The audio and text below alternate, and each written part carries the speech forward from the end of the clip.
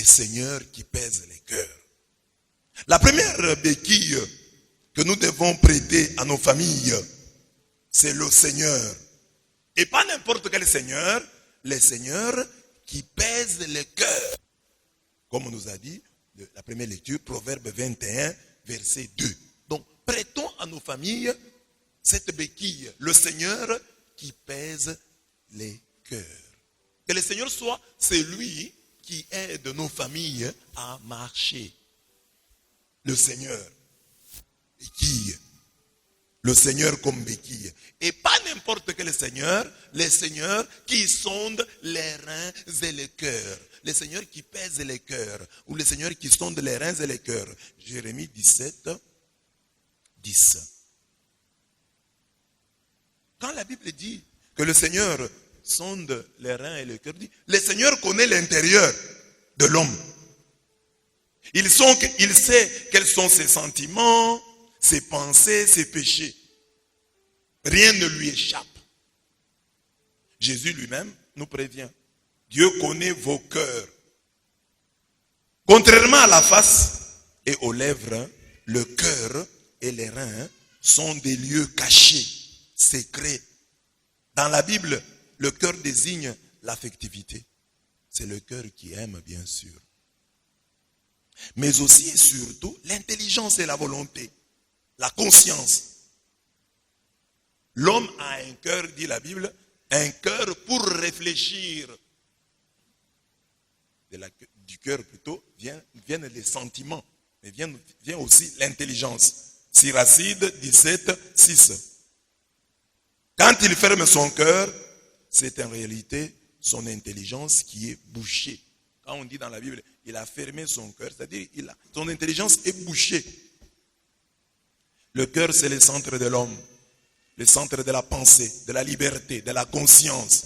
Le lieu où l'homme fait ses choix et prend ses décisions. Voilà pourquoi la Bible dit, Proverbe 4, 23, veille sur ton cœur plus que sur toute autre chose, car de lui viennent les sources de la vie. Le cœur, il faut veiller sur le cœur.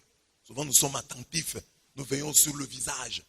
Nous faisons les soins des visages, les soins des mains, les soins des pieds. Nous connaissons manicure, nous connaissons pédicure. Mais nous ignorons la cure du cœur. La cure du cœur. Et la Bible dit ici, veille sur ton cœur, plus que sur toute autre chose. Le matin, quand nous nous réveillons, l'homme regarde d'abord son visage. Quand nous nous lavons, nous devons regarder, nous nous mirons. Regardons comment nous sommes, comment est notre visage. Mais ici on dit, veillons plus sur notre cœur. Les sources de la vie ne viennent pas du visage, ne viennent pas des mains, ne viennent pas des pieds. Les sources de la vie viennent du cœur. Qu'est-ce que tu as dans le cœur? C'est ce que tu as dans le cœur qui va déterminer ta vie. Si dans le cœur, tu as des mauvaises choses, tu auras une mauvaise vie. Si ton cœur entretient les mauvaises choses, ces mauvaises choses vont apparaître dans ta vie. Jésus dit, c'est du cœur que viennent les mauvaises pensées, les meurtres, les adultères, les impudicités, les vols, les faux témoignages, les calomnies. Matthieu 15, 19. Les mauvaises choses viennent du cœur. Alors il faut veiller sur ce cœur. Un proverbe africain dit, le cœur de l'homme, c'est comme une chèvre.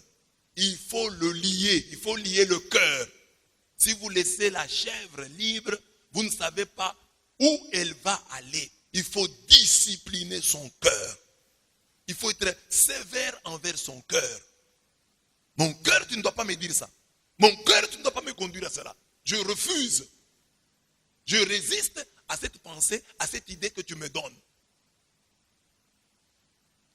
Le cœur ne doit pas te diriger tout seul. Il y a des choses qui viennent du cœur. Mais ici, dans la Bible, on dit que le cœur aussi, c'est l'intelligence. Vous n'avez pas la science que nous avons aujourd'hui. Mais le cœur, c'est aussi le cerveau, pour être plus actuel, plus moderne. Donc, Dieu t'a donné le cœur, tu as des sentiments, mais utilise aussi ton cerveau. Il y a l'émotion, mais il y a aussi la raison. Ça, c'est ce que mon cœur me dit. Mais quand je calcule, mon cœur me dit ça, mais mon intelligence, mon cerveau me dit quoi? Comme quelqu'un qui aime une personne. Tu aimes une personne, mais cette personne-là, tu sens bien que c'est une mauvaise personne. Le cœur te dit, mais tu dois l'épouser. Mais le cerveau doit te dire, oui, tu l'aimes, mais c'est pour vivre avec dans le mariage. Et c'est ça la discipline du cœur. Quand le cœur se fait tenser par le cerveau. Quand le cerveau gronde le cœur. Non, ça tu ne réfléchis. Cœur, là tu n'as pas bien réfléchi. Cœur, non. Je prends le pouvoir. Je dois diriger. Quand le cerveau prend les rênes à un certain. Il y a des moments où le cœur doit diriger. Par exemple, quand on est devant Dieu, oui, le cœur domine en matière de foi. C'est le cœur. Mais même là, la raison intervient aussi.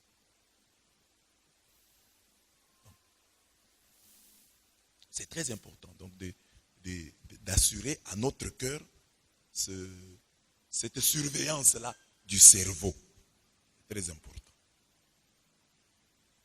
C'est pourquoi, avant de dire qu'ils sondent les reins et le cœur, le Seigneur dit que le cœur de l'homme est tortueux par-dessus tout. Il est méchant. Qui peut le connaître? Le cœur de l'homme est méchant. Personne ne le connaît. Jérémie 17, verset 9. Alors, à la lumière de tout ce que je viens de dire, donnez à nos familles le Seigneur qui pèse les cœurs et qui révèle aux siens les choses cachées dans les cœurs, c'est cesser d'être naïf et vivre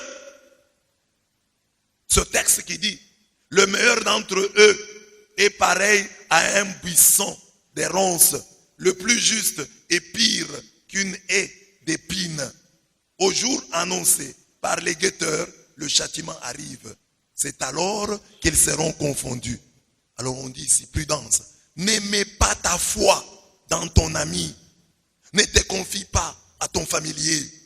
Devant celle qui partage ta couche, n'ouvre pas ta bouche. Car le fils insulte son père, la fille se dresse contre sa mère, la belle-fille contre sa belle-mère. Chacun a pour ennemi les gens de sa maison. Michée 7, 4 à 6. Alors, donc, donner, parce que béquille à la famille. Quelle est la première béquille, d'après les lectures du jour, que nous devons donner à nos familles? C'est le Seigneur qui pèse les cœurs. Donner aux familles le Seigneur qui pèse les cœurs. C'est-à-dire quoi? Dire que moi, je ne connais pas les cœurs. Moi, je connais les visages. Mais il y a quelqu'un qui sonde les reins et les cœurs. C'est Dieu. Qu'il soit le chef de cette famille. Qu'il nous éclaire, qu'il soit notre guide. Car je ne connais pas le cœur de ma femme, je ne connais pas le cœur de mon mari, je ne connais pas le cœur de ma mère, de ma belle-mère. Que Dieu soit la béquille, la première béquille de notre famille. Et quel Dieu? Les dieux qui sondent les reins et les cœurs. Parce que nous ne connaissons pas les cœurs. Tu peux avoir un mari, mais qui ne te souhaite que le malheur. Alors il faut le découvrir. Voilà pourquoi tu dois mettre ta famille sous le patronage de ce Seigneur qui sonde les reins et les cœurs. Pour qu'il puisse vous éclairer. Faites des choses comme ça. Tu as un projet. Tu le dis à n'importe qui dans la famille. Parce qu'il est ton frère. Parce qu'il est ton père. Parce qu'elle est ta mère. Non. Jésus a dit, vous êtes des loups. Vous êtes des agneaux au milieu des loups. Soyez prudents. Comme les serpents, soyez candides comme les colombes.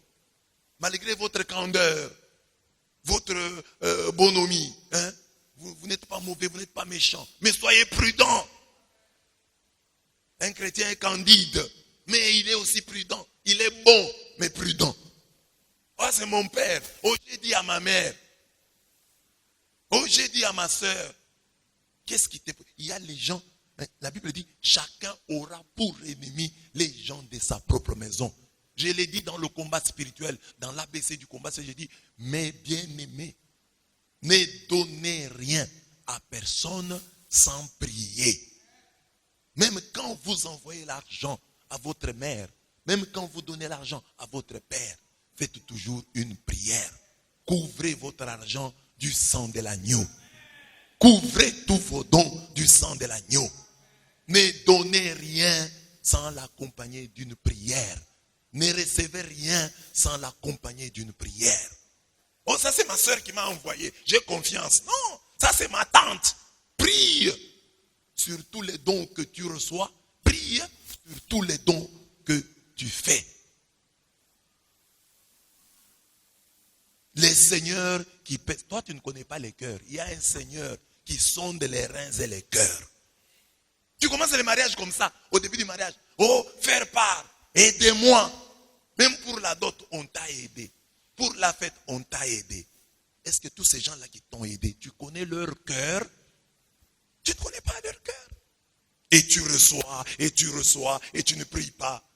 Et les cadeaux, tu les prends sans même demander une prière. Tu prends les cadeaux, tu mets dans la maison. On nous a raconté l'histoire de cette personne qui avait pris, lors de son mariage, on lui a offert comme cadeau une grande horloge très belle. Il a mis ça dans sa maison. Il ne savait pas que cette horloge-là, c'était la caméra des sorciers. C'est lui qui avait offert là, avait transformé l'horloge en caméra. Tout ce qui se faisait dans la maison était vu. Et je vous ai dit, Asmodée, dans la tradition, les démons là, les maris de nuit, on les dessine soulevant les toits des maisons pour voir ce qui s'y fait. Alors, ça c'est le démon Asmodée, horloge, mais démon, pour voir tout ce qui se fait dans la maison, pour avoir le contrôle de la maison. Et on fait la même chose. À part l'horloge, on peut t'envoyer quelqu'un à la famille. Non, l'enfant de tel qui est mort, nous t'envoyons l'orphelin là qui vient rester chez toi. Nous ne refusons pas que l'orphelin vienne rester. Mais toi, tu dois t'appuyer sur le Seigneur qui pèse les cœurs et dire, bon, cet orphelin, comme il vient chez moi, je l'aide comme orphelin. Tu dois prononcer une parole d'autorité. Tu ne dois pas être naïf. Tu es là et l'orphelin qui est sorcier te prend de court. Toi, tu dois avoir une longueur d'avance sur lui à travers tes prières. Quand il vient dans ta maison, il doit trouver le feu de Dieu allumé. Il vient dans la maison là, en arrivant, il est déjà mis hors d'état de nuire. Il est mis hors d'état de nuire. Donc, on le rend incapable de vous nuire. Mais il est dans la maison, hors d'état de nuire. Amen. Prie pour que tous ceux qui sont dans ta maison, dans ton entourage, qui sont des sorciers, qu'ils soient mis par la puissance de Dieu hors d'état de nuire. Qu'ils soient mis hors d'état de nuire. Qu'ils soient rendus incapables de te nuire, de nuire à ta famille, de nuire à tes entreprises. Même s'ils sont là, même s'ils viennent visiter, même s'ils viennent visiter l'enfant à la maternité. Oh, qu'ils soient hors d'état de nuire. Que le sang de Jésus-Christ les mette hors d'état de nuire. Nous allons vivre avec eux. Mais ils sont mis hors d'état de nuire tout en vivant avec nous. Ils sont mis hors d'état de nuire. Ils ne peuvent pas nous nuire. Ils vivent dans la maison avec nous, mais ils ne peuvent nous faire aucun mal à nos familles. Toi, le Seigneur qui sonde les reins et les cœurs, ne permets pas, ne laisse pas les sorciers, les malfaisants nous nuire. Même si nous marchons avec eux, même si nous mangeons avec eux, qu'ils soient hors d'état de nous nuire. Au nom de Jésus-Christ, nous avons prié. Amen.